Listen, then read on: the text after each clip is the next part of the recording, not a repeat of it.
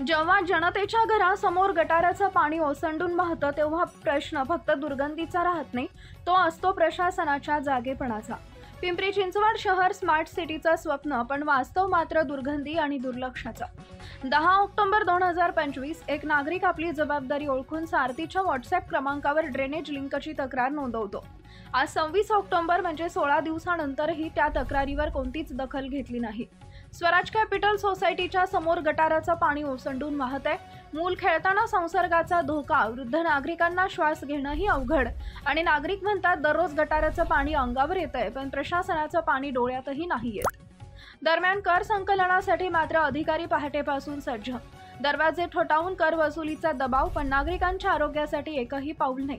मग प्रश्न उभा राहतो, हे प्रशासन कार्यवाहीसाठी आहे का फक्त कारवाईसाठी?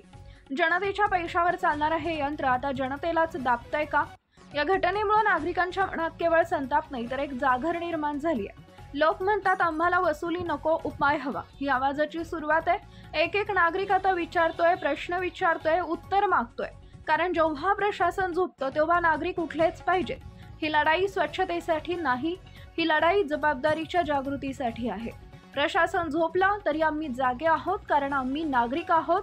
आय एम सिटीजन हा आवाज थांबणार नाही, सत्यासाठी, स्वच्छतेसाठी, न्यायासाठी।